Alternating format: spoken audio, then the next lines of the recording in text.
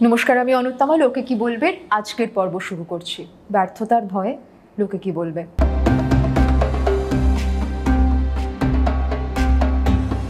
আবারও অজস্র প্রশ্ন, দীর্ঘ কিছু চিঠি এসে জমা হয়েছে আমাদের কাছে। আমরা প্রথমেই ক্ষমাপ্রার্থী, সমস্ত প্রশ্ন হয়তো আলাদা আলাদা করে নিতে পারবো না, তবে প্রশ্নগুলি পড়ে তার নির্যাসটুকু অন্তত নেওয়ার চেষ্টা করব এবং যে যে প্রেক্ষিতে ব্যর্থতার ভয়ের কথা আপনারা উল্লেখ করেছেন, আমরা একটু চেষ্টা করব তার কিছু উত্তরে বা সমাধানে একসঙ্গে পৌঁছানোর। আমি গোড়াতেই সেই প্রশ্নগুলো নেব যাদের সামনেই পরীক্ষা, এবং সেই পরীক্ষা নিয়ে ইতিমধ্যেই তাদের মধ্যে হৃদকম্পন শুরু হয়ে গেছে। ক্লাস 12-এর ছাত্রী শ্রেষ্ঠা, নাম প্রকাশ করতে বারণ করনি শ্রেষ্ঠা, তাই কিন্তু কনফিডেন্টলি পড়ে দিলাম নামটা। শ্রেষ্ঠা লিখেছে, 2 বছর ধরে একবার অনলাইন একবার অফলাইন মোডে কোপ আপ করতে গিয়ে ফাঁকি দিয়েছি প্রচুর। তুমি একা দাওনি, অনেকেই দিয়েছে। ক্লাস 10 থেকে 11-এ যে বিরাট ফারাক, সেটা সকলে 11-এর পরীক্ষার ফলাফলে নাকি বুঝতে পারে। আমাদের তো সেই দুর্ভাগ্য বা সৌভাগ্য হয়নি। তবে শুধু সিস্টেম নয়, নিজেরও দোষ ছিল নিশ্চয়ই। সেই সঙ্গে ফ্যামিলি প্রবলেমেও জর্জরিত থেকেছি, সেটা অবশ্য 2 বছর নয়। কিন্তু এর আগে তো বন্ধুদের সঙ্গে সামনাসামনি কথা বলে একটু হালকা হতে পারতাম, এখন সেটা সম্ভব ছিল না। জয়েন্টে 4টের বদলে 2টো অ্যাটেম্প্ট, তাও আবার বোর্ড এক্সামের গায়ে গায়ে। লোকে এদিকে জানে আমি খুব ভালো পড়াশোনায়, এর জন্য খানিকটা দায়ী মাধ্যমিকের মার্কশিট। মোটের ওপর এখন লিটারালি পাগল পাগল লাগছে। বোর্ড এক্সামে হয়তো খুব খারাপ করব না, কিন্তু জয়েন্টে ভালো কলেজ না পেলে কি হবে? লোকে কি বলবে? তাছাড়া নিজের কাছে দাঁড়াবো কি করে? গুঁড়ো হয়ে যাব। মা বাকিদের তাদের সাফল্যের নিয়ে যে প্রত্যাশা, তার মুখে দাঁড়াবো কি করে? এই প্রশ্নের গা ঘেঁষে আরও একটি প্রশ্ন রয়েছে, পাঠিয়েছেন তিতির পাত্র। তিতিরও ক্লাস 11-এর স্টুডেন্ট। তিতির আবার সাইকোলজি নিয়ে পড়তে চায়। তিতির লিখেছে যে, আমার মাঝে মাঝেই মনে হয় এই নিয়েই পড়াশোনা করব, সাইকোলজি নিয়ে পড়তে চাই, কিন্তু যদি আমি আমার স্বপ্নে পৌঁছতে না পারি তাহলে তো সব শেষ। আমি আমার নিজের কাছেই তো হেরে যাব। এইচএসে যদি ভালো রেজাল্ট করতে না পারি তবে তো সব গেল। ভালো পার্সেন্টেজ না থাকলে কলকাতার টপ কলেজে সাইকোলজি নিয়ে পড়তেই পারবো না। তো এই চিন্তাগুলো কি স্বাভাবিক, নাকি আমিই ভুল পথে ভাবছি? আমি আগে তিতির আর শ্রেষ্ঠার প্রশ্নগুলো নেব এবং তারপরে আরও যারা আপনারা অন্যান্য পরীক্ষা, অন্যান্য জীবনের পর্বে দাঁড়িয়ে আছেন, ব্যর্থতার ভয় আপনাদের যখন এসে আঁকড়ে ধরছে, আপনাদের প্রশ্নেও আসবো। শ্রেষ্ঠা, প্রথমেই যা বলার সেটা হচ্ছে, তোমার একটা খুব সৎ আত্মমূল্যায়ন আছে। তুমি কিন্তু নিজেই বুঝতে পারছো যে আমার যতটা দেওয়ার ছিল আমি দিইনি, যতটা আমার পড়াশোনা করবার ছিল এবারে হয়নি। এবং সত্যিই শ্রেষ্ঠা, আমাদের এই লকডাউন, কোভিড, অনলাইন অফলাইন ইত্যাদির ফলে আমাদের পড়াশোনার যে নিজস্ব গতিবিধি ছিল সেটা অনেকটা ব্যাহত হয়েছে। ধরো ক্লাসরুমে যে এনার্জি থাকে সেটা তো আমরা সত্যিই পাইনি। এবার সেখানে যে জায়গাগুলোতে আমাদের অসুবিধে রয়ে গেছে, আজ এক্ষুনি আমার নেক্সট পরীক্ষার আগে তার পুরো ব্যবধানটা হয়তো আমরা মেরামত করতে পারবো না বাবা। এই মুহূর্তে আমার কি কি হয়নি, কি কি পরীক্ষাগুলো আমার খুব খারাপ হতে পারে, এগুলো নিয়ে যদি ব্রুট করতে থাকি তাহলে আজকের তারিখটাও কিন্তু আমাদের গোলমাল বেঁধে যাবে। তিতিরকেও বলবো, শ্রেষ্ঠাকেও বলবো, পড়াশোনার ক্ষেত্রে একটা প্রিন্সিপাল আমরা কাজে লাগাতে পারি, মইয়ে ওঠার প্রিন্সিপাল। কিরকম? আমাদের যদি মই দিয়ে উঠতে হয়, দেখবে প্রথমেই যদি ওপরের সিঁড়ির দিকে তাকাই, এই সিঁড়িতেই ধাক্কা খেয়ে পড়ে যাব। ঠিক সামনে যেটুকু আছে ওইটুকু দিয়ে শুরু করি। আচ্ছা, আমার হাতে যদি এতটা সময় থাকে, এই সময়টুকুর মধ্যে আমি আমার বেস্ট সেলফটা দিয়ে কতটা প্রস্তুতি নিতে পারবো? কি হতে চলেছে ওই দিন জয়েন্ট এন্ট্রান্সে, বাকিরা কে কীরকম পরীক্ষা দেবে আমরা জানি না, বা তিতির বাকিদের উচ্চ মাধ্যমিকের ফলাফল কি হবে, সেখানে আমার অবস্থান কি হবে তো আমরা জানি না। আমি আমারটুকু যতটা সম্ভব দেওয়ার চেষ্টা করি। এই মুহূর্তে আমার ফলাফল খুব খারাপ হলে, যদি কোথাও চান্স না পাই, যদি সব ধসে যায়, এই চূড়ান্ত একটা ব্যর্থতা দিয়েও দেখব না। আমরা ছোটবেলা থেকে এটা ভাবতে শিখি, আমাদের শেখানো হয় যে জীবনে দ্বিতীয় চান্স বলে কিছু হয় না। আদতে না, সবসময় কিছু না কিছু দ্বিতীয় তৃতীয় বিকল্প থাকে। এটাই শেষ, এটা না হলে আর কিচ্ছু হবে না। আসুন প্রথমে এই ভাবনাটাকে আমরা চ্যালেঞ্জ করি। এটা যদি না হয় অন্য কিছু হবে, অন্য রকম ভালো কিছু হবে। শ্রেষ্ঠা, যদি জয়েন্ট এন্ট্রান্সে পেলাম, ভালো কলেজে পেলাম, তাহলে একরকম। যদি সেটা না হয়, কিছু প্ল্যান বিও ভেবে রাখো। তিতিরকেও বলবো, সাইকোলজি নিয়ে তুমি পড়তে চাও, সাইকোলজি নিয়ে পড়তে চাওয়ার জন্য কিছু কিছু কলেজের নাম নিশ্চয়ই তোমার মনের মধ্যে, মাথার মধ্যে আছে। কিন্তু যখন তুমি ভবিষ্যতে পড়াশোনা কমপ্লিট করে কাজের জগতে নামবে, তখন বিশ্বাস করো তুমি কোন কলেজ থেকে পাশ করেছিলে কেউ জিজ্ঞেস করবে না, তুমি কাজটা ভালো করে জানো কিনা দেখবে। তো সুতরাং এইগুলো দিয়ে এখনকার আমি যদি খুব ভারাক্রান্ত করে ফেলি, আমার পরীক্ষার প্রিপারেশনটা কিন্তু আরও ব্যাহত হবে। আপাতত প্রত্যেক দিন নিজেকে কিছু করে টাস্ক দাও। এটা বিভিন্ন স্টুডেন্টসদের জন্য বলবো। অনেকে বলেছেন আমরা অ্যাডমিনিস্ট্রেটিভ পরীক্ষার প্রিপারেশন নিচ্ছি, কেউ কেউ বলেছেন মাস্টার্সের প্রিপারেশন নিচ্ছি। তাদের সকলের জন্য বলার, আমরা না ছোটবেলা থেকে একটা ক্যালেন্ডার বানিয়ে পড়াশোনা করতে শিখি। 11টা থেকে 12টা এটা করবো, 12টা থেকে 1টা এটা করবো, ভোর 6টায় উঠে কিছুক্ষণ ব্যায়াম করবো, তারপরে ঘুমটি ভাঙে 9টার সময়, এবং তারপরে দেখি সারাটি দিন গেল। তখন আমরা ভাবি আচ্ছা আজকে তো হলো না, কাল থেকে শুরু করব। এই কালটি আর আসে না। তাহলে আমরা অন্যভাবে যদি একটু প্ল্যানিংটা রাখতে পারি, টাইম টেবিল না বানিয়ে যদি একটু টাস্ক টেবিল বানাতে পারি, আজকে সারাদিনে আমি কি কি কাজ করব, কখন থেকে কখন কি করব, এইটা নিয়ে এতটা একেবারে রিজিড হওয়ার দরকার নেই আমাদের। আমি যদি ধরে নিই যে ওকে আজকে আমি এই 5টা জিনিস করবই করব, তাতে মাঝখানে যদি কিছুক্ষণ আমাকে একটু ব্রেক নিতে হয়, কারোর সঙ্গে যদি একটু ফোনে গপ্প করতে ইচ্ছে করে, মাঝে মাঝে যদি একটু ফাঁকি মারতেও ইচ্ছে করে, আমি সেটুকুরও পরিসর রাখবো। কিন্তু যে 5টি কাজ নিজেকে দিয়েছিলাম ওটা শেষ না করে ঘুমোতে যাব না। এটা আমার সঙ্গে আমার অঙ্গীকার, আমার সঙ্গে আমার প্রতিশ্রুতি। এইভাবে একটু প্রিপারেশন নেওয়া যায় কিনা দেখো তো। আর যখনই কিছু নিয়ে ভীষণ ডিস্ট্র্যাক্টেড হচ্ছ, অনেক কথা আসবে মনে, তাদেরকে যদি বলা যায় আমার প্রিয় প্রিয় চিন্তারা তোমরা একটু অপেক্ষা করো, কাজটা শেষ করি তারপর তোমার কাছে ফিরবো। ফেরো তোমার চিন্তার কাছে, ফেরো যারা তোমার মনকে অন্যদিকে নিয়ে যায় সেই ভাবনার কাছেও, কিন্তু পড়তে পড়তে ফিরো না। তাদের জন্য একটু আলাদা করে সময় রাখতে পারো কিনা দেখো। এই একই ধরনের প্রশ্নের অনুরণন আমরা পেয়েছি আরও একজনের কাছ থেকে। তিনি বলেছেন, নাম প্রকাশ না করতে করছি না, তিনি বলেছেন আমি মাস্টার্স পাঠরতা, একটি আইটি কোম্পানিতে কর্মরত। গ্র্যাজুয়েশন পাশ করার পর এই কোম্পানিতে চাকরি পাই। আমার কলেজ থেকে গ্র্যাজুয়েশন অবধি আমি গোল্ড মেডেল পেয়েছিলাম 2019 সালে। 20তে মাস্টার্সে ভর্তি হয়ে কোভিড পরিস্থিতিতে 3টে সেমেস্টার অনলাইন হয়েছে, আশানুরূপ ফল করেছে, কিন্তু শেষ সেমেস্টার অফলাইন ক্লাস হওয়ায় আমার পক্ষে ক্লাস অ্যাটেন্ড করা কোনোভাবেই সম্ভব হচ্ছে না। সত্যিই কিন্তু তুমি মাস্টার্স এবং তার সঙ্গে সঙ্গে চাকরি, হ্যাটস অফ টু ইউ। কিন্তু আমি আমার গ্র্যাজুয়েশনে টপার হওয়ার ধারা মাস্টার্সেও বজায় রাখতে চাই। আমার সবসময় মনে হয় গ্র্যাজুয়েশনে টপ করার পর মাস্টার্সে টপ করতে না পারলে সবাই আমাকে খুব খারাপ চোখে দেখবে, অবনতি হয়েছে ভেবে আমাকে খারাপ ভাববে, কীভাবে এই পরিস্থিতি থেকে বেরোবো। আমার মনে হয় এই প্রশ্নটি আলাদা করে একটু আমাদের মনোযোগ আকর্ষণ করছে এই কারণ আমরা শুধুমাত্র ব্যর্থ হলেই ব্যর্থতাকে ভয় পাই না, সফল হলেও ব্যর্থতাকে ভয় পাই। যারা খুবই ভালো পড়াশোনায়, ঠিক যেরকম শ্রেষ্ঠা লিখেছিল যে আমার মাধ্যমিকে যেহেতু ভালো রেজাল্ট হয়ে গিয়েছিল, সকলের প্রত্যাশা তক্ষুনি বেড়ে উঠেছে। এক্ষেত্রেও আপনি যখন আমাদের লিখছেন যে মাস্টার্সে আমি সত্যিই ভাবছি টপার হতে পারবো কিনা, তার কারণ আমার তো গোল্ড মেডেল পাওয়ার একটা ইতিহাস রয়েছে। এখানে না একটা কনসেপ্টে আমরা অনেক সময় নিজেদের জীবনকে দেখাটাকে গুলিয়ে ফেলি। কনসেপ্টটা কি? আমাদের ছোটবেলা থেকে অমুক ফার্স্ট বয়, অমুক ফার্স্ট স্টুডেন্ট, অমুক ফার্স্ট গার্ল শিখিয়ে দেওয়া হয়। আদতে না এই প্রথম বলে কোনো স্থির বিন্দু নেই। এটা ছোট্টবেলা স্কুলে হয়, তখন অনেক ধরনের স্টুডেন্টরা রয়েছে, তাদের মধ্যে হয়। যত আমরা জীবনে এগোতে থাকি, পড়াশুনোর পরিধি যত বাড়ে, আরও যত ক্রিম স্টুডেন্টসদের সঙ্গে আমাদের প্রতিযোগিতা বাড়ে, অনেক জায়গার অনেক বিদ্যালয়ের ভালো শিক্ষার্থীরা যখন এক জায়গায় আসে, ধরা যাক যখন আমি গ্র্যাজুয়েশন থেকেও মাস্টার্সে আসছি, যারা আমার সঙ্গে পড়ছেন তারা কেউ কারুর থেকে অত কম নন, কিন্তু তাহলে আমরা একই জমিতে দাঁড়িয়ে লড়তে পারতাম না, একই জমিতে দাঁড়িয়ে এই পড়াশোনায় পৌঁছতামই না। তাহলে আমি যদি কখনো প্রথম হয়ে থাকি, আমি বরাবরের জন্য ফার্স্ট হয়েই যাব, আমি নিজের কাছেও এই প্রত্যাশাটা রাখবো না। আমাকে এটা মানতে হবে, কষ্ট হবে, তবু মানতে হবে এই প্রথম স্থানটিও পরিবর্তনশীল। আজকে যিনি প্রথম হচ্ছেন, কালকে আরেকজন প্রথম হতে পারেন। এই প্রথম দ্বিতীয় হওয়ার আরও অনেকগুলো উপাদান আছে, উপকরণ আছে। ধরা যাক আজকের দিনে আমি কেমন পরীক্ষাটি দিচ্ছিলাম, আমার আজকের 2 ঘন্টার পরীক্ষাপত্র কিন্তু আমার গোটা মেধা, গোটা শ্রম, গোটা মানন, গোটা ভাবনা চিন্তার একেবারে নিখুঁত প্রতিফলক হবে অসম্ভব। এটা আমার 2 ঘন্টার পারফরমেন্সের রেজাল্ট।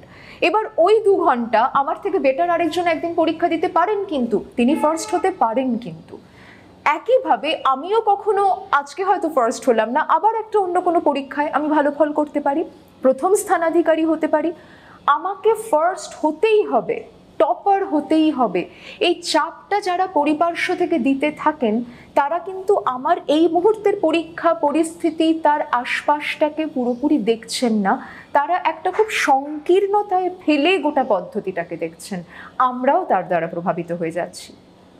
সফল হওয়া মানে আমার ওই পার্টিকুলার পরীক্ষায় শুধু প্রথম হওয়া নয়।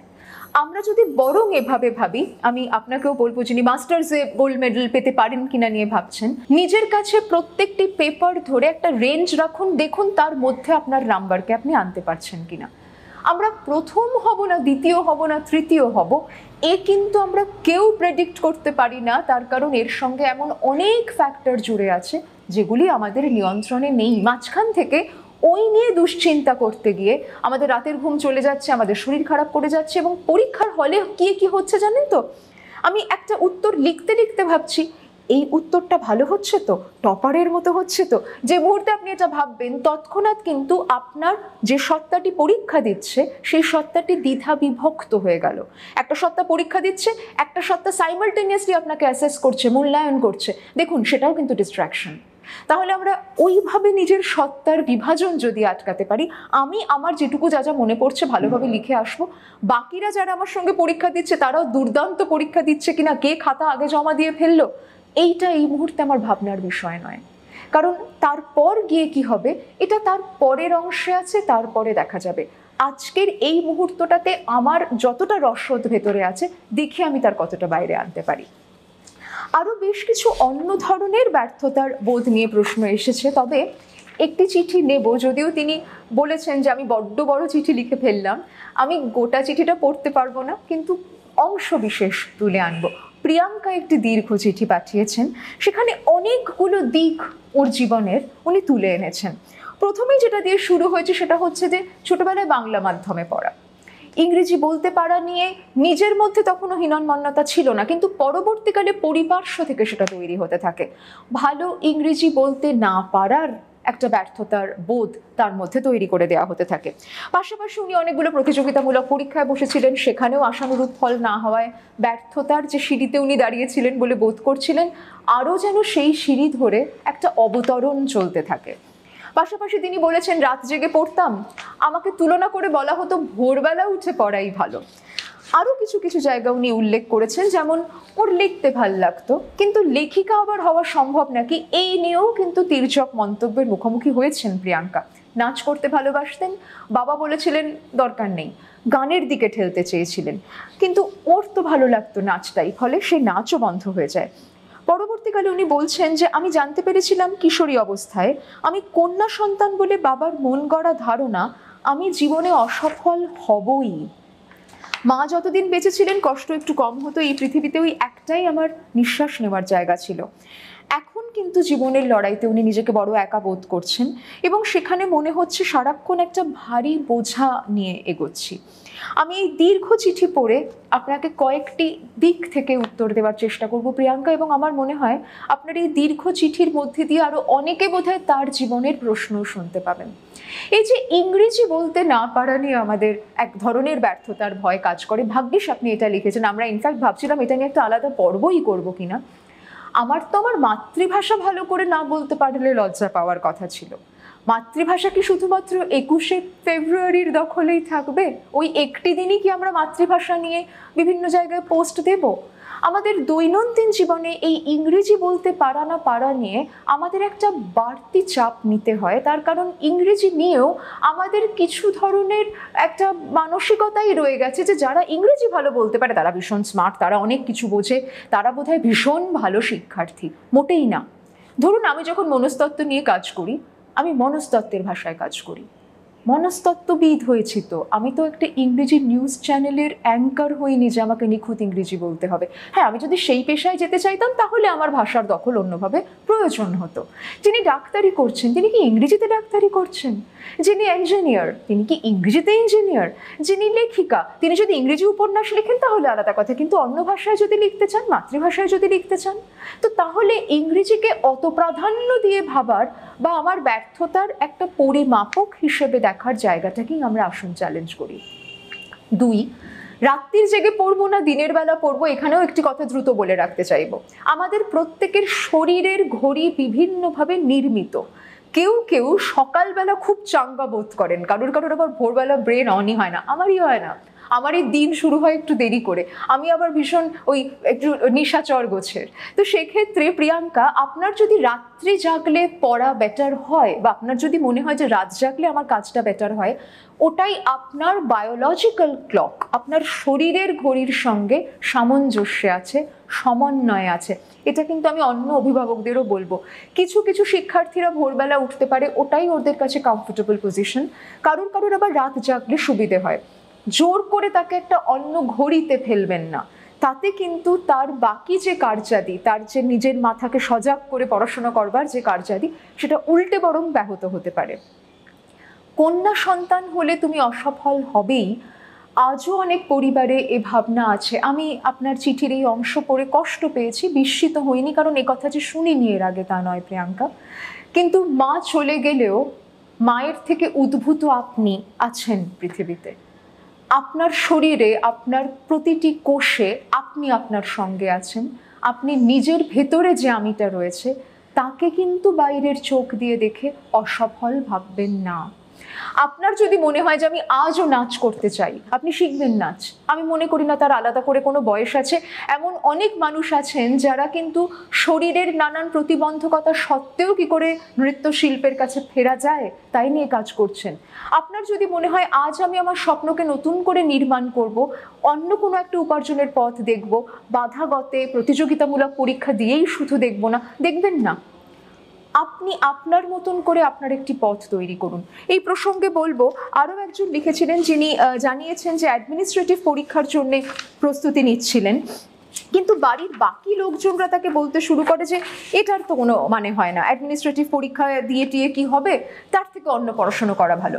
ইনফ্যাক্ট নেট স্লেট এই নিয়েও কিন্তু অনেক মানুষ জানিয়েছেন যে এই যে আমরা এই পরীক্ষাগুলোর প্রস্তুতি নিচ্ছি, আমরা জানি যে ইউপিএসসি বা এই জাতীয় পরীক্ষা, কলেজ সার্ভিস কমিশনের জন্য নেটের পরীক্ষা, এই পরীক্ষাগুলো যেহেতু আমাদের অনেক মানুষের সঙ্গে ঢুকতে হয় পরীক্ষাগুলোতে, প্রতিযোগিতামূলক পরীক্ষায় আমি সফল হতেও পারি, নাও হতে পারি।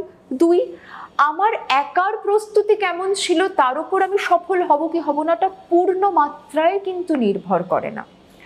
আমি প্রত্যেককে বলবো যারা প্রতিযোগিতামূলক পরীক্ষার জন্য প্রিপারেশন নিচ্ছেন, একটু নিজে শান্ত হয়ে ভেবে দেখুন যে আমার যদি এই মুহূর্তে উপার্জন করা অত্যন্ত জরুরি হয়, ধরুন আমার পারিবারিক অবস্থা এমন যেখানে আমি এক্ষুনি উপার্জন না করলে আমি অর্থনৈতিকভাবে সামাল দিয়ে উঠতে পারবো না, সেখানে কতদিনে আমার পরীক্ষা ক্লিয়ার হবে এবং আমি চাকরি পাবো, আমি যদি সেই দীর্ঘ পথে ঢুকে শুধুমাত্র ওই একটি পথ দিয়ে উপার্জন খুঁজতে যাই, তাহলে কিন্তু আমার অনেক সময় অনেকখানি হতাশা আসতে পারে। আরও কিছু বিকল্প উপার্জন পরিকল্পনা রাখা যায় কিনা দেখুন, কিছু প্ল্যান বি রাখা যায় কিনা দেখুন। আপনার প্রতিযোগিতামূলক পরীক্ষার প্রস্তুতি থাকুক, কিন্তু যদি আপনি জানেন যে আমি 3বার অ্যাটেম্প্ট নিতে পারি বা 2বার অ্যাটেম্প্ট নিতে পারি, যদি দেখি সেটা হচ্ছে না, তাহলে আমার একটা বিকল্প পথও খোলা রইল। তাহলে ওই এইটা না হলে সব চলে গেল এই বোধটা আসে না। আজকে যেটা চলে গেল বলে আমার মনে হচ্ছে আমার সব চলে গেল, এমন হতেই পারে কালকে হয়তো আলাদা করে এটা আপনি মনে রাখবেন না। কে বলতে পারে তিতির হয়তো মনেও রাখবে না যে ক্লাস 11 থেকে 12 বা 12-এর পরীক্ষায় সাইকোলজিতে কত নম্বর পেয়েছিলাম। হয়তো পরবর্তীকালে কখনো তিতির একজন বিরাট মনোবিদ হবেন, ওই নাম্বারটি দিয়ে তিতিরের কাজকে তখন আর মূল্যায়ন করবে না সমাজও বা তিতিরও। এইটা আমার প্রত্যেককে বলার যে আমরা আজকের দিনে দাঁড়িয়ে সত্যিই কি আমরা আমাদের ছোট্টবেলায় স্কুলে ইতিহাস পরীক্ষায় কত পেয়েছিলাম মনে রেখেছি? তো সুতরাং আমি যদি মনেও করে থাকি যে আমি এই গন্তব্যে পৌঁছতে চাই, অনেক সময় যদি দেখি যে সেই গন্তব্যের পথে অনেক প্রতিবন্ধকতা আছে, প্রতিযোগিতামূলক পরীক্ষায় যেটা হতেই পারে, আমরা দেখব যদি সেখানে কোনো বিকল্প গন্তব্যেরও পরিসর তৈরি করা যায়, তাতে ওইখানে না পৌঁছলে একটা বিরাট ভগ্নদশায়, হৃদয় ভঙ্গের যন্ত্রণায় আমাকে জর্জরিত হতে হয় না। আরও একটি দিকের কথা উঠে আসছে চাকরি সংক্রান্ত। ইনফ্যাক্ট চাকরি পাবো কিনা, চাকরিতে ঢুকে যাওয়ার পরেও অফিস থেকে ফোন এলেও অ্যাংজাইটি হচ্ছে, এমন প্রশ্নও পেয়েছি আপনাদের কাছ থেকে। আমি একটু অয়নের প্রশ্নটা নিই। অয়ন এখন ফাইনাল ইয়ারের স্টুডেন্ট, প্লেসমেন্ট চলছে, আমার সব বন্ধুরা চাকরি পাচ্ছে, যেখানে চেষ্টা করেও আমি পাচ্ছি না। পরীক্ষায় পাশ করছি, ইন্টারভিউ দিচ্ছি, কিন্তু ব্যর্থ হচ্ছি। অয়নের এই প্রশ্নটি খুব তাৎপর্যপূর্ণ, কারণ আরও অনেকে তাদের উপার্জন, তাদের কাজকর্মের সমস্যা নিয়ে জানিয়েছেন। কেউ কেউ বলছেন যে লকডাউনের সময় একটা ব্যবসা শুরু করেছিলাম, কিন্তু সেই ব্যবসাটা আর সেভাবে এগোতে পারেনি। চাকরিতেও গিয়েছিলাম, কিন্তু চাকরি থাকেনি। অনেকে চাকরি চলে যাওয়ার কথা জানিয়েছেন। আরও একজন জানিয়েছেন তিনি কর্মরত রয়েছেন, কিন্তু এই মুহূর্তে সাসপেন্ডেড হয়েছেন, এবং সেই সাসপেনশনের কথা পরিবারের মধ্যে কিভাবে তিনি বলবেন বুঝতে পারছেন না। তিনি একটি যৌথ পরিবারে থাকেন। অনেকেই প্রশ্ন করছেন অফিস যাচ্ছ না কেন, তাই নিয়ে ভেতরে ভেতরে দগ্ধে মরছেন সেই মানুষটি। আমরা একটু অয়নের কথায় আসবো এবং বাকিদেরও চাকরি সংক্রান্ত যে ব্যর্থতার বোধ তাই নিয়েও কথা বলবো। অয়ন, এই যে প্লেসমেন্ট চলছে এবং আমি চাকরি পাচ্ছি না, বাকি বন্ধুরা পেয়ে যাচ্ছে, চাকরির ক্ষেত্রে একটি দিক আমাদের বুঝতে হবে, সেটা হচ্ছে চাকরির জন্য আমি সুটেবল কিনা, আমার জন্য ওই প্রোফাইলটি সুটেবল কিনা। এখানে না ব্যাটে বলে যতক্ষণ হচ্ছে না অয়ন, ততক্ষণ সেই চাকরিটির শিকে নাও ছিঁড়তে পারে। দুই হচ্ছে আমি একটু নিজের মধ্যে প্রতিফলন করব, একটু রিফ্লেক্ট করব যে আমি যখন ইন্টারভিউতে যাচ্ছি, এটা খুব ইম্পর্ট্যান্ট একটা জায়গা ফর ইন্টারভিউজ, যারা যারা ইন্টারভিউতে যাবেন তারা মাথায় রাখতে পারেন। আমি আমার চাকরির ইন্টারভিউ দিতে গিয়ে সমস্ত উত্তর দিতে পারবো, এটা হয় না। আমি যদি ইন্টারভিউয়ার হই, আমি কিন্তু এটাও দেখবো অয়ন যে যখন তুমি কোনো উত্তর জানো না, তুমি ওই মুহূর্তে বসে তোমার ওই ব্যর্থতার বোধকে কিভাবে হ্যান্ডেল করছো।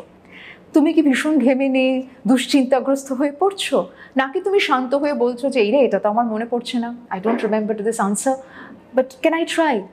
তোমার দিক থেকে তুমি কতটা শান্ত হয়ে সেই পরিস্থিতির সঙ্গে যুঝছো। অনেক সময় কিন্তু অনেক কোম্পানি, অনেক এইচআররা সেই দিকটাও দেখেন। ওই যে স্ট্রেস ইন্টারভিউ বলে একটি বিষয় আছে, তার কিন্তু অংশ এটাও। তার কারণ যখন পরবর্তীকালে তুমি চাকরি করবে, তখন তো এমন অনেক পরিস্থিতির মুখোমুখি হবে অয়ন, যেখানে কিন্তু তুমি হয়তো সব উত্তর জানো না, হয়তো একটা কাজ তুমি সামলাতে পারছো না।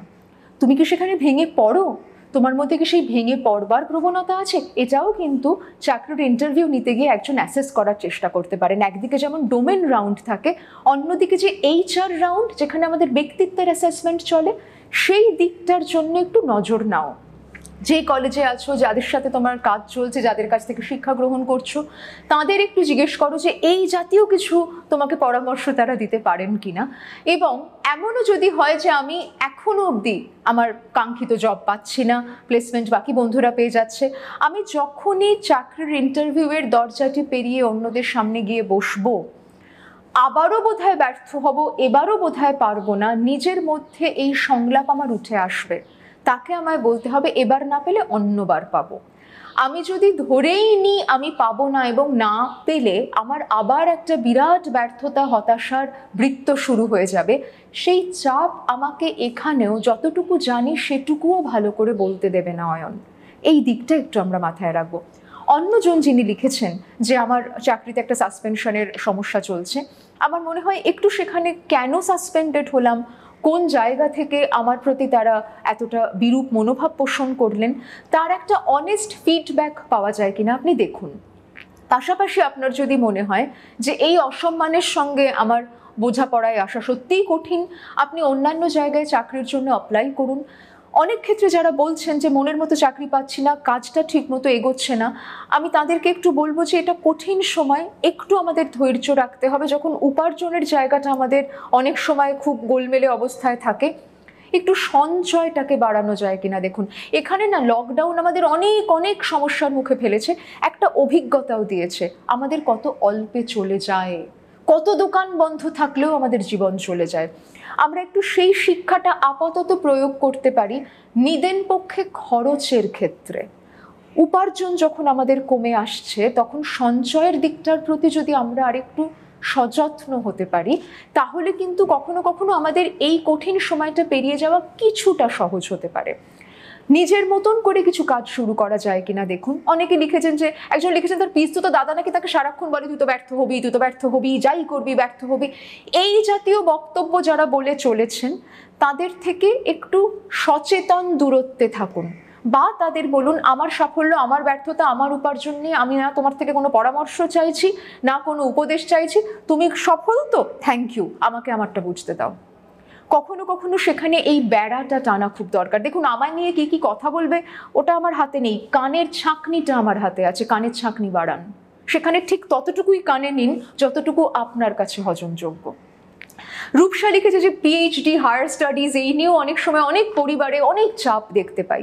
রূপসার পরিবারে সেরকম চাপ নেই, রূপসা জানিয়েছেন। রূপসা, আমি খুব খুশি হলাম জেনে যে সেই অর্থে একটা সহিষ্ণু সুন্দর পরিবারের মধ্যে তুমি রয়েছো। তবে তুমি ঠিকই বলেছো, অনেক ক্ষেত্রে এই যে পারিবারিক চাপ চলতে থাকে যে তোমাকে আরো আরো আরো অনেক কিছু করতে হবে, এতগুলি পেপার পাবলিকেশনে যেতেই হবে, রিসার্চ গ্রান্ট পেতেই হবে, এগুলোর ক্ষেত্রেও কিন্তু আমাদের উপর একটা বাড়তি চাপ আসতে থাকে।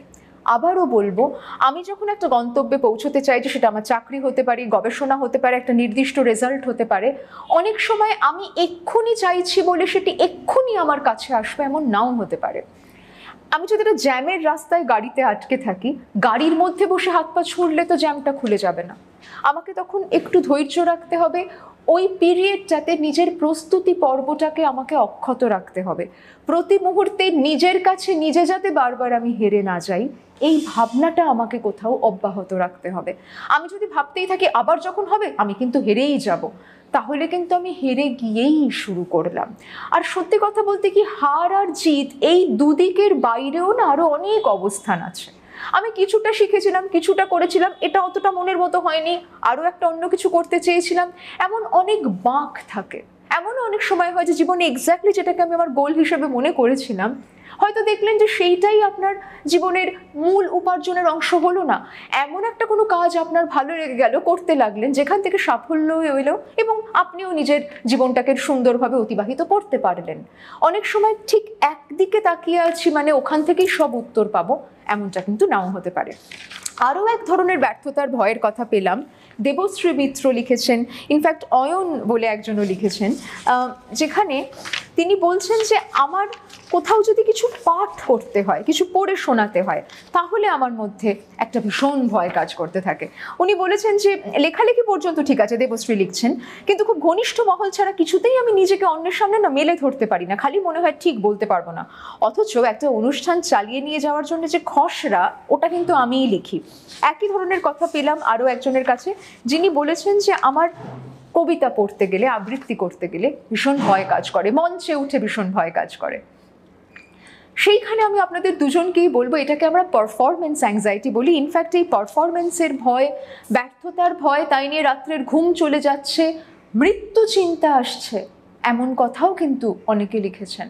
সেখানে আমি আবারও আপনাদের বলবো, এই যে কোথাও ব্যর্থ হয়ে যেতে পারি, আমি যখন একটা কবিতা পাঠ করছি, অয়ন যেরকম লিখেছেন যে আমি মঞ্চে উঠে কবিতা পড়তে গেলে আমার ভীষণ ভয় করে, বা আমি কোনো একটা লেখা পড়তে গেলে আমার ভয় করে, দেবশ্রী বলছেন এই যে পারফরমেন্স অ্যাংজাইটি, ব্যর্থতার ভয়, যার থেকে অনেক সময় আমাদের মনে হচ্ছে যে হাসির খোরাক হব, অন্য মানুষরা আমাদের ভালো বলবে না, এখানেও একটা কথা আমাদের মাথায় রাখতে হবে।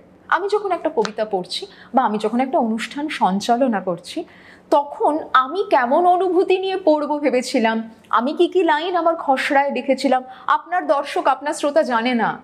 ইউ আর দ্য বস, আপনিই একমাত্র জানেন। সেখানে আদতে কে বলছে এই বুঝি ভুল হচ্ছে, এই বুঝি খারাপ হচ্ছে, না, ওটা বাইরের লোক নয়, ওটা আমার ভেতরকার কোনো এক আমি, যে আমাকে বারংবার মাঠে নামার সঙ্গে সঙ্গে বলছে অত ভালো বুঝি হলো না। এক্ষেত্রে আমরা এটাও একটু মনে রাখার চেষ্টা করব যে আবারও যদি আমি একটা লেখা পড়তে পড়তে সবাই আমার দিকে তাকিয়ে আছে তো, হাততালি দেবে তো, ভালো বলবে তো, ওইটা ভাবতে থাকি, আমি কিন্তু লেখার থেকে মনটাকে বিক্ষিপ্ত করে ফেললাম। আমি আমার যেটুকু করার আছে করি। একটা ছোট্ট টিপ এখানে শেয়ার করব, বিশেষ করে যাদের মঞ্চে ভয় করে তাদের জন্যে। যখন আপনি মঞ্চে দাঁড়িয়ে কিছু বলছেন বা পড়ছেন, যদি আপনার মনে হয় যে দর্শক শ্রোতাদের সঙ্গে চোখাচোখি হয়ে গেলে আমি ভয় পাবো, তাদের ঠিক মাথার ওপর দিয়ে আপনার চাউনিকে নিয়ে যান, ওরা বুঝতে পারবে না, এরম করতে বলছি না কিন্তু, জাস্ট মাথার ওপর দিয়ে আপনার দৃষ্টিকে রাখুন, তাতে মনে হবে আই কন্ট্যাক্ট আছে, আদতে নেই। কারণ যদি আপনি খুব আত্মবিশ্বাসী না হন, কারোর সঙ্গে চোখাচোখি হয়ে গেলে তার ওই অভিব্যক্তি আপনাকে আবার বিক্ষিপ্ত করে দিতে পারে। এইটা একটা ছোট্ট টিপ আমরা মাথায় রাখতে পারি। আরও যেটা আমরা মনে রাখবো সেটা হচ্ছে, আজকে যদি আমি ভীষণ ভালো একটা কিছু পারফরমেন্স দিয়েও থাকি, ধরা যাক দারুণ গান গাইলাম, দারুণ কবিতা পড়লাম, সেটাও কিছু লোকের ভালো লাগতে পারে, কিছু লোকের নাই ভালো লাগতে পারে। রবীন্দ্রনাথের আমলে উনিও সমালোচিত হয়েছেন, ওর গানকে সমালোচনা করেও নানান লোকজন সেই সময় দাঁড়িয়ে অনেক কথা বলেছেন, এমন অনেক বিখ্যাত সঙ্গীত শিল্পীরা বলেছেন, গীতিকাররা বলেছেন ওর সময় দাঁড়িয়ে, যাদের গান কিন্তু আলাদা করে খুবই গ্রহণযোগ্য। কিন্তু তিনিও যদি নিন্দিত হয়ে থাকেন, আমাদের পরিপার্শ্বেও যদি আমরা তাকিয়ে দেখি যাদেরকে আমরা নমস্য বলি, তাদেরও কি সব কাজ সবাই গ্রহণ করে? তাহলে আমারও সমস্ত কাজ সবাই সবসময় ভালো বলবে, হাততালি দেবে, এমন প্রত্যাশার মধ্যেই কিন্তু কোথাও কোথাও ভ্রান্তি আছে। এমন প্রত্যাশার মধ্যেও কিন্তু আমার ব্যর্থতার বোধ লুকিয়ে আছে। আমার সফল হওয়া মানে সবসময় সকলের কাছে প্রশংসা পাওয়া নয়। আমার সফল হওয়া মানে কিন্তু এও হতে পারে আমার এই কাজটি করে কেমন লেগেছিল, আমার ভালো লাগছিল কিনা, আমি আমার পুরোটা দিয়ে উঠতে পেরেছিলাম কিনা। যদি কোনো কারণে আজকে নাও দিয়ে উঠতে পারি, জীবন আরও অনেক সম্ভাবনা নিয়ে আসবে, সেখানে দেব। একদম শেষ পর্যায়ে পৌঁছচ্ছি। এইবারে আরও একটি বিশেষ ধরনের ব্যর্থতার বোধের প্রশ্ন নিয়ে আসবো। তার আগে দ্রুত আরও একটা জায়গা বলি। শ্রাবণী লিখেছেন, সৌমি লিখেছেন, পরিবারের কাছে অপরাধ বোধ হতে থাকে ব্যর্থতার বোধের সঙ্গে। আবারও এই অপরাধ বোধের কথা আমরা আমাদের লোকে কি বলবেন অন্যান্য পর্বেও আলোচনা করেছি, এখানেও বলবো তুহিন, শ্রাবণী, সৌমি প্রত্যেককে, যে আমি যদি নেট পরীক্ষা ক্লিয়ার করতে না পারি, আমি যদি একটা প্রতিযোগিতামূলক পরীক্ষায় প্রত্যাশা অনুরূপ ফল করতে না পারি, বাবা মাকে ইচ্ছে করে কষ্ট দেব বলে পারলাম না তা তো নয়। হ্যাঁ, তাদের কষ্ট পেতে দেখলে আমাদের খারাপ লাগতে পারে, কিন্তু আমার উদ্দেশ্য ছিল না ওদেরকে আহত করা। ব্যর্থতার আরও একটি অধ্যায়ের কথা না বললেই নয়। বেশ কিছু প্রশ্ন এসেছে সেই অধ্যায় নিয়ে। না, পড়াশোনা বা চাকরির ব্যর্থতা নয়, কর্মসংক্রান্ত ব্যর্থতা নয়, প্রেমের ব্যর্থতা, সম্পর্কের ব্যর্থতা, এবং তার দরুন জীবনের অন্য পাড়াগুলোকেও হঠাৎ না পারার চোখে দেখবার প্রবণতা। এই দিকগুলো নিয়ে একটু কথা বলতেই হবে, কারণ এই নিয়ে অনেকের জীবনে অনেক সংকট রয়েছে, তারা জানিয়েওছেন। একজন বলছেন যে আমার 36 বছর বয়স, আমি একটু ভীতু প্রকৃতির, সাংবাদিক হতে চেয়েছিলাম, হয়ে ওঠা সম্ভব হয়নি, পড়াশোনায় মোটামুটি ভালোই ছিলাম। তিনি একটি সমলিঙ্গের সম্পর্কে আছেন এবং সেই সম্পর্কের কথা সেই অর্থে কেউ জানে না। তিনি একটি টিউশন করেন এবং সম্পর্ক, নিজেদের ইকোনমিক সমস্যা, এই দুই নিয়ে তিনি এখন জেরবার। যার সঙ্গে সম্পর্কে আছেন তিনি বলছেন তুমি সম্পর্কেও ব্যর্থ, প্রেমের মধ্যেও একটা ব্যর্থতার অভিযোগ তার মাঝখানে এসে দাঁড়িয়েছেন আপনি। পাশাপাশি আপনি বলেছেন যে আপনি সেই অর্থে অর্থনৈতিকভাবে যে অতটা স্বাবলম্বী হয়ে উঠতে পারেননি, আর্থিক অবস্থা অতটা সচ্ছলতায় নিয়ে যেতে পারেননি, তাই নিয়েও আপনার বয়ফ্রেন্ডের অনেক অভিযোগ আছে। আপনার অনেক সময় মনে হয় জীবন শেষ করে দিই। একই রকম ভাবনা পেয়েছি আরও একটি চিঠিতে, যিনি বলেছেন আমি একটি মধ্যবিত্ত মুসলমান পরিবারের কন্যা, আমার বিয়ে হতে হতে হয়নি, সম্পর্ক ভেঙে যায়, এখন বিয়ে করতে চাই না, নিজের পায়ে দাঁড়াতে চাই, আমি পড়াতে চাই, পড়াতে ভালোবাসি, যে বান্ধবী একটি অন্য দেশে রয়েছে তার সঙ্গে যোগাযোগ করে নতুন করে আমার স্বপ্নকে সফল করতে চাই, কিন্তু কোথাও যেন আত্মবিশ্বাস টলে যাচ্ছে এবং বাড়িতে বিয়ে করে ফেলো ইত্যাদি ইত্যাদি। এবং এইটা একটা খুব অদ্ভুত জায়গা জানেন তো, যখনই আমাদের কাজের জায়গায় একটা ব্যর্থতা আসে তখনই আবার প্রবলভাবে তাহলে বাবা তুই বিয়ে করে নে, বিশেষ করে মেয়েদের ক্ষেত্রে আমরা শুনে থাকি। আরও একটি মানুষ লিখেছেন, আশাবরী নাম প্রকাশ করতে অনিচ্ছা প্রকাশ করেনি, তাই নামটা বলেই দিলাম। আশাবরী বলেছে আমি বন্ধুত্ব তৈরি করতে গিয়েও ব্যর্থ বোধ করি, আমার সেই অর্থে বন্ধু হয় না। এই যে সম্পর্কে ব্যর্থতা, প্রেমে ব্যর্থতা, প্রেমের মাঝখানে দাঁড়িয়ে শোনা যে তুমি এক্ষেত্রেও অসফল, এই দিকটা একটু আমরা দ্রুত রিফ্লেক্ট করি আসুন। আমরা সমস্ত কিছুকে ছোটবেলা থেকে সফল এবং ব্যর্থতা এই একটি মডেল দিয়ে দেখতে শিখি। কেন বলুন তো? আচ্ছা, এমনও যদি হয় যে আমার জীবনে একটা প্রেম হয়েছিল, আমি দারুণ ছিলাম সেই প্রেমে, কিন্তু প্রেমটি আজ আর নেই, তাহলেই কি আমি প্রেমে ব্যর্থ? বা কেউ কারোর প্রেমে পড়লেন, তিনি একাই পড়লেন, অন্যজন পড়লেন না, তাহলে কি তিনি প্রেমে ব্যর্থ? গোটা বিষয়টাকেই ব্যর্থতা সাফল্যের আঙ্গিকে নাই বা আমরা দেখলাম।